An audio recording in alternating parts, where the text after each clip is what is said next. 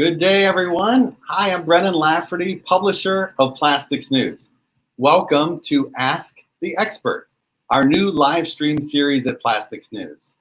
Now, with Ask the Expert, this is your chance to engage with professionals to address the current business environment, to discuss best practices, and of course, to ask some questions. This week's topic is marketing. We have 3 live streams scheduled this week dealing with brand elements, video conferencing, and public relations. Today's topic is branding for success to drive sales and awareness. Our expert today is a well-known friend and advisor in the plastics industry, Vive Marketing.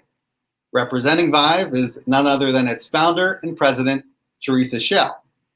Teresa will answer your questions after her presentation. Now, to submit a question, email pnevents@crane.com, or if you're watching the live stream through Facebook Live, LinkedIn Live, or YouTube, simply send your questions through those platforms. With that, I'll turn things over to Teresa Schell of Vive Marketing. Take it away, Teresa. Thanks, Brennan, and thanks Plastics News for hosting this event. And I'm honored to join the week with esteemed professionals, Mary, Allison, and Greg, also sharing their best marketing practices. So let's get started. We all know the difference between marketing and branding, but let's set the groundwork for a little refresher. So you're aware of the importance of distributing a company message, but is there anything behind those words? Your marketing is a process of pushing your message out, while your brand is the pull that attracts customers. And while a thoughtful marketing plan may convert a prospect into a buyer, your brand is what preserves their business for life. The distinction between marketing and branding can be identified by how your customers feel after they've made that initial purchase. And your brand isn't what you do or sell, it's why you're in business. It's your sense of purpose. And at the end of the day, we're all manufacturers, regardless of the job title. Brand manufacturers. So if you interact with customers or participate in any part of endorsing or developing or delivering your company's products and services, you are part of producing the experience that generates the company's brand. So branding is a process that involves establishing a personality for a company in the minds of your customers. People wrongly assume that branding is just about logos, taglines, and corporate colors. And these certainly are components of the brand, but just a part. So marketing is literally everything a company does to deliver a product or service. And that means product development, it means customer service, it means pricing strategies. It's about cultivating the desired perception and understanding of your brand among key audiences. And it's the marketer's responsibility for these communication elements to impact the customer's interaction with the brand. So on the next slide, we'll go into talking a little bit more about brand. So marketers who use appropriate messaging and brand elements will drive brand awareness and sales. The following are steps your company can take to build a solid platform. So first, let's start with why. A lot of companies fall short because in addition to not understanding their why, they cannot articulate why they do what they do. The why is all about your purpose, your cause, what do you believe in? So why does ABC company exist and why should anyone care? Too many companies will market themselves with what's and how's because that's what their customers are asking for. They ask for price, quality, and delivery, amongst a couple other features. But the why is the reason we buy, and the what really only represents that tangible item. So at Vive, we deliver a workshop called the Zweck analysis. And Zweck is actually the German translation for purpose. And we help our clients identify their why in that fashion. Next, convey your story. All brands are stories. And companies create these memorable experiences for the audience when they share stories such as the founding vision of the company or an area of expertise that they delivered to satisfy a customer need. We recently helped a client share their story that how they deliberated and tested a material for a prominent OEM in the water sports industry in a time for a summer launch. So the specific challenges were overcome with custom color and material to ensure it wouldn't shift under long-term UV exposure while maintaining its durability. This story was elevated to multiple marketing channels, so tell your story. Third, bring the story to life. Before a story is ready to be shared, make sure the way your company looks and feels to the marketplace matches the truth. This lends to questions about your corporate identity.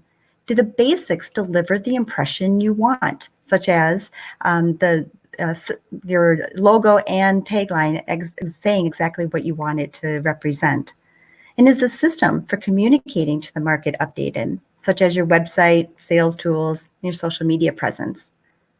Another client example, we've helped numerous injection molders update their virtual front door, their website, that focuses on the user experience with engaging data and videos. So bring that story to life. Fourth, build brand before they buy. The opportunity to produce a brand impression starts long before the buying process.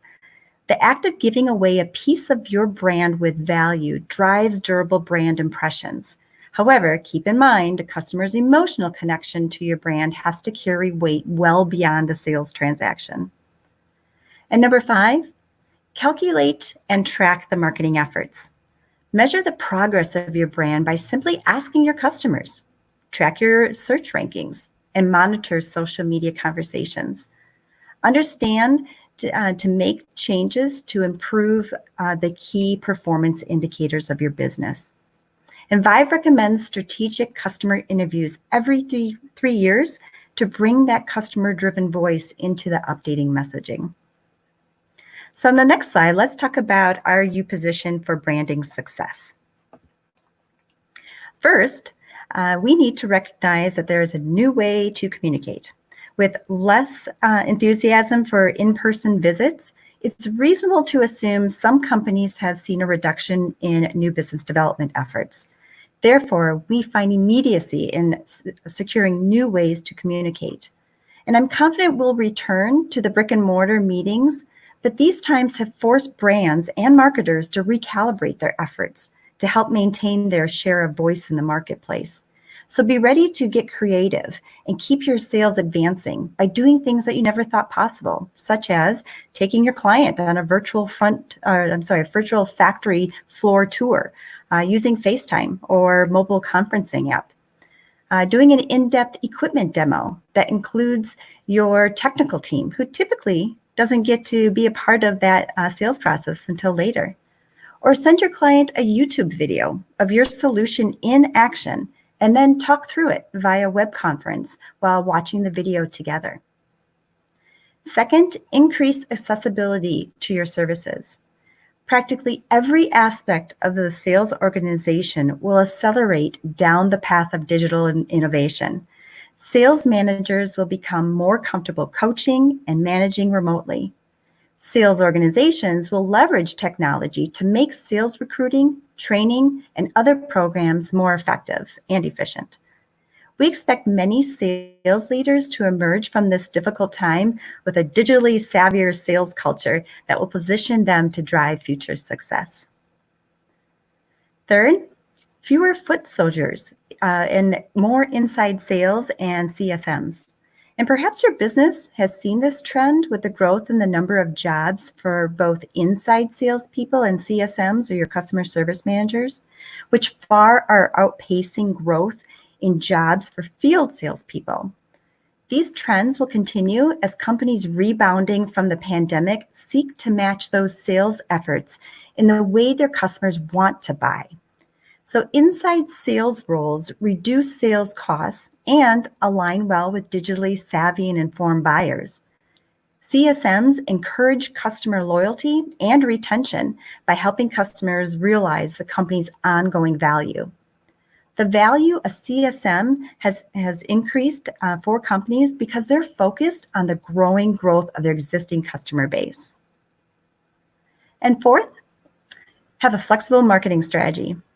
And though tragic, the coronavirus pandemic has been an eye-opening experience in many facets.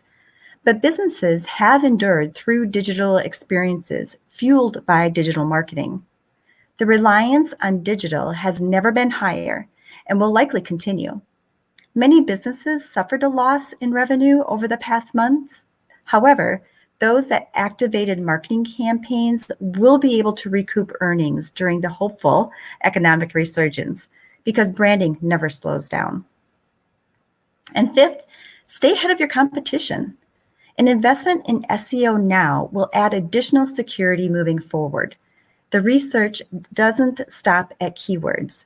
You'll need to dive a little bit deeper into your competitor's online operation to determine how they're actually performing on an SEO level. There are online tools that will do most of this work for you. And since the SEO world is constantly changing, you'll want to keep yourself informed of the latest rules, strategies, or trends to sustain that competitive advantage you need. Dedicating time to review an SEO strategy will equip yourself with the tools you need to reach the rankings you want. And much of the written content we provide our clients is focused on keyword strategies in order to elevate their SERP, or their search engine results pages. Moving on to the next slide, let's talk about creating some brand ambassadors.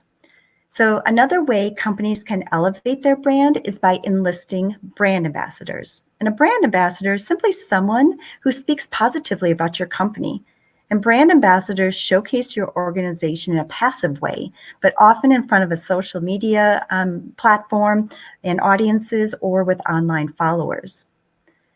Today, strong marketers have discovered that their most valuable advocates are already on the payroll, meaning employees.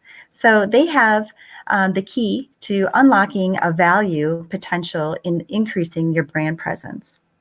So when a company admits that word of mouth is their driving force to new business development, it makes sense to diversify these outlets and who is talking about your brand. The question is, who in your network has the most chance of generating leads, loyalty, and revenue on your behalf? So how do you convert a hardworking team into an employee advocacy squad? Let's take a look. So first, make sure your team understands your brand. When Vive conducts employee polls for our clients to evolve a streamlined elevator pitch, sadly, too often, just over half of the employees admit actually knowing what their company stood for and could accurately tell another person what the company did. So by conducting these surveys, look for inaccuracies and encourage the right message. Next, choose the right team member. An effective brand ambassador is someone who positively represents your brand and embraces its culture on social media and marketing channels. The most important characteristic is that they're authentic. These people might not be the highest ranking employees, but someone with a strong, uplifting personal brand and ability to share their thoughts in a unique, compelling way. These teammates are committed and are genuinely passionate about the company's success. Next, communicate your company's social media etiquette. Ambassadors need to know what you expect from them. So to avoid disappointment, discuss expectations and taboo areas. If they don't quite hit the mark, they need feedback on how to pivot with your requirements. This doesn't mean this team member can't lead with their own voice or personality, but the guidelines will help set the appropriate brand tones to the message that they are speaking about. Ambassadors should infuse positivity. And then lastly, empower. Develop a plan for a content campaign and then allow the star to shine.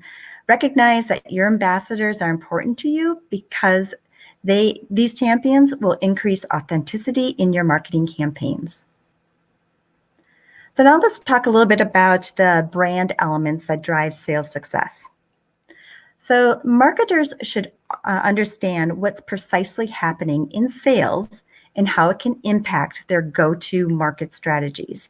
Everything from territory realignments, delayed product launches, or revised sales targets. Likewise, marketers need to update their adjustments within the marketing landscape, especially when almost all marketing has moved online. So sharing real-time updates on digital traffic patterns and customer behaviors have become more critical than ever. So ultimately, it doesn't matter if the source of change is a pandemic or maybe the company is a new type of software or equipment. Your path to success requires adaptation to the new reality.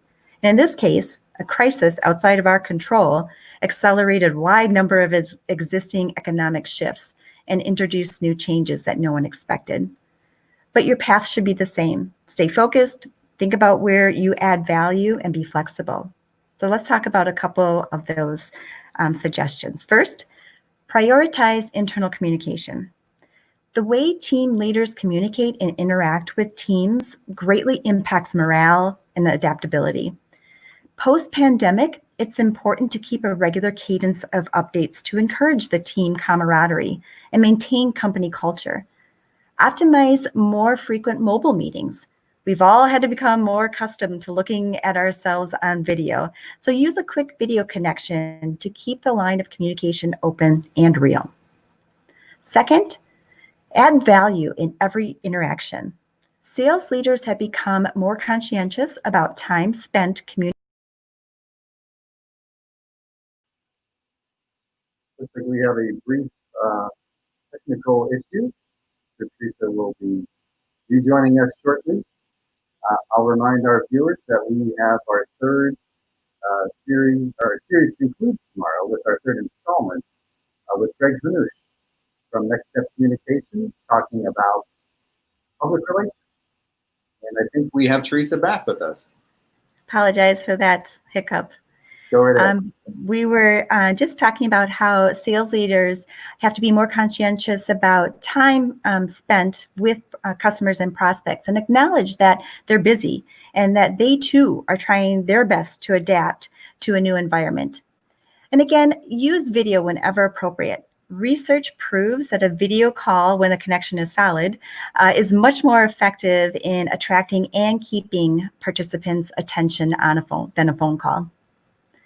Third, feature subject matter experts and executives. So a big part of in-person events is the ability to meet, interact, and hear from subject matter experts and company executives. You can mirror that experience remotely by asking your subject matter experts and executives to contribute to on-demand content. You can also incorporate videos of executives sharing a keynote message and put that video alongside a presentation to provide the feel of a live event. For example, we helped an executive deliver a mini keynote via video before the SME delivered a product presentation. This content can be sent to attendees after the event as a sales follow-up as well. And then fourth, don't put a hold on your marketing spend. When referrals slow down or uncertainties arise, it's a common reaction for business owners to want to stop all advertising efforts. This is the time to capitalize on there being fewer options in front of your prospects and project your business as a stable option during these challenging times. When the time is right, who are buyers most likely to consider purchasing from? A business who they spent a healthy portion of the pandemic learning about, familiarizing themselves with, and developing trust with, or a company they didn't see or hear about at all. So focus on success stories and what makes you different from your competition. This is a time to educate the customer on what sets you apart. And although the natural inclination for businesses is to cut back on marketing during a downtrend, brands that change their messaging and maintain a strong brand presence can get a long-lasting market share. So in closing, branding isn't about a one-time event that you do at the beginning of a new starting point in your business. Brand development is an ongoing effort that saturates the processes, the culture, and the development of your business. So requiring dedication to a marketing plan is important. And at the end of the day, the true measure of your branding success is earning the devoted customers and employees who become your brand ambassadors. So let's advance now for some listener questions. Well, wonderful presentation, Teresa. Thanks. Yeah, let's indeed get to some questions. For those of you out there who want to submit, you can send your questions via email using the email address pnevents@crane.com, or if you're watching on social media, send your questions through LinkedIn Live, Facebook Live, or YouTube. So Teresa, yeah, the first question that has come in, I think it's a great question. We all are so proud of our brands. How do I know if something is wrong with my brand? Yeah, good question. It takes a step back sometimes. So if sometimes we get too close to those things to be able to evaluate them on our own. But if we start with the why, that's most important. And if you feel like you are understanding that and can effectively communicate that to your audience, that's important. The brand promise is really the heart of the company. So the emotional center that drives a company's unforgettable experience. And I think today's customers want to buy from companies that they can believe in. So their first move will be, to see if their website and their virtual presence aligns with their values and motivations to buy as well. Great point. Question that's come in: how do I get my target market to believe in my brand promise? I think that's what we're always trying to do, isn't it? Yes, for sure. I think the first and most important thing is make certain that it's consistent. So no one wants to deal with a company that can't be relied upon for its inconsistencies. So we all know in the plastics industry, we're saturated with competitors. And some of those inconsistencies can oftentimes be a reason for why a customer might not drive business or might drive business elsewhere. So make sure you're consistent. I would also make certain that your brand message is unique, because a brand requires distinctiveness. And if you don't know what your unique selling point is, you really need to build on that and build that branding strategy behind. I think lastly, I would say passion, because customers show enthusiasm for a service or product that might lead to a word of mouth referral. So making certain that passion can be a driving force would be important. Yeah, the people behind the brand, right? Who bring that passion. People behind the brand. Yeah. So here's a question that's come in through LinkedIn. Can you please provide a real life example of a manufacturing company's why, company name not required? Sure. So actually, this is fairly fresh, an injection molder that we are establishing their why statements. We went through this WEC analysis. We've completed the external analysis with a customer-driven voice. And their why statement has nothing to do with price, quality, and delivery. Their why statement has everything to do with how they deliver success to their customers through their internal dedicated collaborative teamwork, and also the emotional connection side of a business. So it is certainly more of connecting to the values of their audience versus the transactional type of relationship. A lot of processors do things the same way and make the same things. It's how they do it, and infusing those why statements in that how, that will leverage the messaging uniquely. So a lot of the why statements that we've seen lately have a lot more to do with a company's emotional commitment to the customer's satisfaction. Yeah. So a question about finances. Post-pandemic, my marketing spend has been reduced. What do you recommend as maybe the most effective or most economical marketing strategies? A very relevant question in 2020. Yeah, not just the COVID-19, making an impact on this, but any other time that a company needs to work on a shoestring budget, I see it a lot. It's not impossible. So I think there's going to be some changes in some things that we can do on a shoestring budget, if you will. So one of the things to think about is first updating your why statement. Make certain that your social media posts position you as a subject matter expert. So making certain that your social media platforms are healthy and active. E-blasts to your audience to communicate your why and your proven success is important touch point. Designing a referral program. We know that word of mouth is important, but maybe there's a referral program that can enhance that. There are a lot of business awards that companies can apply for that are no cost. As a matter of fact, Plastics News Processor of the Year is open for nominees as well, and that's a tremendous honor having that as a marketing weapon too. Yeah. I would also include offering to speak at public events or industry events. That's a good way to get your brand out with minimal cost, and also hosting a webinar series that might also position you as an authority. Yeah, I would think you mentioned awards. I would think, when you're just talking about locally, if you're more of a local customer, a local injection molder, for example, a lot of states and cities have coolest places to work. We have at Plastics News best places to work, more of a national program, but yeah, there are certainly local programs. And you also talked about brand ambassadors. That doesn't cost you anything but time, right? To train some of your staff. That's exactly right. Yes. And allowing them to utilize their network and their communication channels as a trusted expert to promote your brand presence. Yes. There are a lot of digital platforms that are cost effective as well.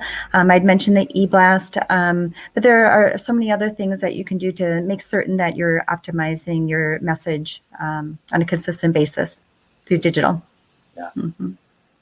Here's a question. With so many trade shows canceling or moving to virtual, do you recommend participating in the virtual events, or do you hope for the best and wait until next year when we all hope face-to-face conferences and trade shows are back in vogue?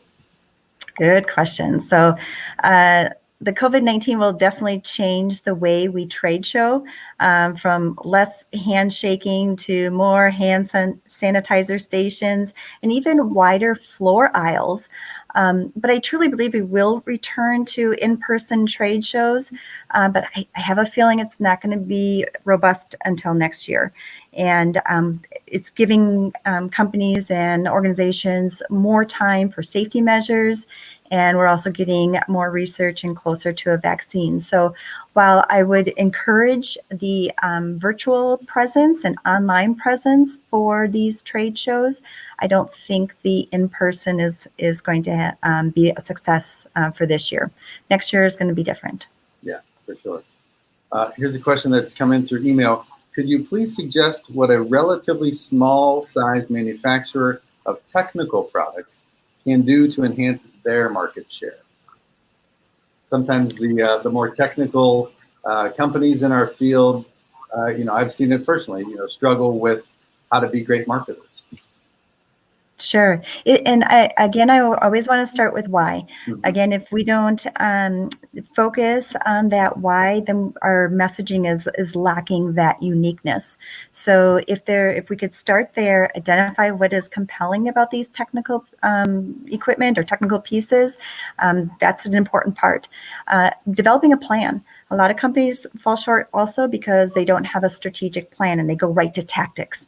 So the establishing that why is part of that strategic development along with that plan. And then make certain that your tactics are a variety of promotional mix. So you're utilizing different channels with that consistent voice, whether it's trade shows or e-blasts or webinars. All of those should be done and can be done with a minimal budget, and obviously videos too. Right. Yeah. When you say that, I also think that you have to meet your customer where they are. Some of them are readers of print publications. Some of them are social media mavens, and others love to watch video. So I think you're spot on. Yeah. We have to meet the mix of the audience because we all learn differently, we all hear differently, process that differently. So having that promotional mix is important. And starting with why, get your message updated. For sure. So let's talk about social media for a second. With the pandemic, should our company's social media posts be focused on the pandemic since we're all experiencing it, or should I post other more positive things? What are your thoughts? Yeah, another good question. I think it is responsible for a company to continue to share what they're doing to achieve safety protocols and remain close to that message with their team and employees too. But it is also a time to focus on some of the positive things as well. And so making certain that today's message is relevant to maybe what is important to your company or brand at the moment, and taking a step beyond just the doom and gloom of a pandemic and focusing your message on your capabilities and core competencies. So yes, keep the responsible protocols in place for what your company is doing to keep your team healthy and safe.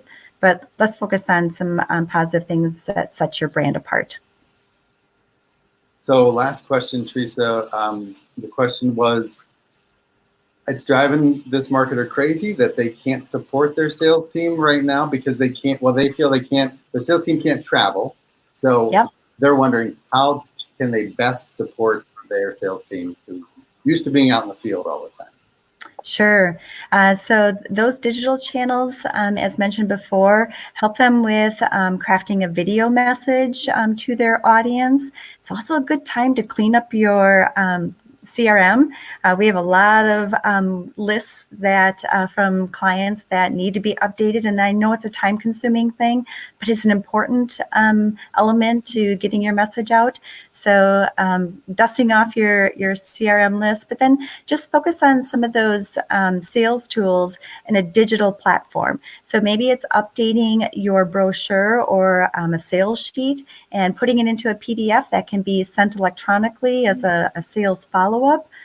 But again, optimizing some quick video messaging. So because we can't be face-to-face, there's nothing wrong with making a quick video to say, "Hi, Steve, how you doing today? I just wanted to make certain that everything was good on your end," and send an embedded video link with your personalized message. Yeah, that's a great idea. I'm going to sneak one more in, I think. Sure. Social media, again. Any suggestions or resources for company social media etiquette? We've got so many people out there who are on social media all the time. And then, some of our managers and directors and vice presidents, maybe not so much. So they're not used to crafting etiquette for something that they're not so super familiar with, I think. Yeah, actually, we put together a presentation on those best practices so that everybody within the organization was utilizing the same expectations. And it does come from the top where they agree, yes, this is an etiquette that represents our brand. And no, these are the areas that have expanded that. So it's just a presentation overview of some of those etiquette pieces, and I'm happy to share some of those best practices with the listeners too. Wonderful. Well, that is all the time we have for questions. Teresa, any parting words of advice for all the marketers out there looking to survive 2020 and plant the flag for 2021? I guess I would say to pandemic-proof your marketing, just take advantage of all the digital marketing tools. And the first stop should be your company's website functionality, followed by SEO and analytics. And from there, optimize the touch points to your audience with content-driven messaging and then send those out to the marketing channels in a consistent way. So stay focused, be flexible, and of course, keep washing your hands. Thanks for everybody for the invested time today. Awesome. Thank you for sharing your insights, Teresa. Always a pleasure to talk to you. If you want to reach out to Teresa, and I suggest you do, you can email her at the address on the screen. I know she'd be happy to talk with you. So my thanks to Vive Marketing, and my thanks in particular to Teresa Schell. My thanks to you for joining us today for Ask the Expert. Our marketing series continues tomorrow. Our topic will be public relations. Our expert is Greg Hanush, President and founder of Next Step Communication. Until then, have a great day. I'm Brennan Lafferty, publisher of Plastics News. Thanks for watching Ask the Expert. Don't go away yet. Stay tuned for a parting message from Vive Marketing. Take care. Your brand is essential, so protect it with marketing when you can't be face-to-face. Safeguard your brand with top-of-mind awareness. Post an insightful blog. Conserve it with lighthearted social media posts. Shelter your brand with a voice-to-voice phone call and talk life, not business. Secure it with a quick video like this. Vive can help. Communicate with purpose. Devote time to crafting impactful marketing messages. Preserve your brand by analyzing keywords for optimum SEO. Your brand is essential, so keep it safe and healthy. Together we'll get through this.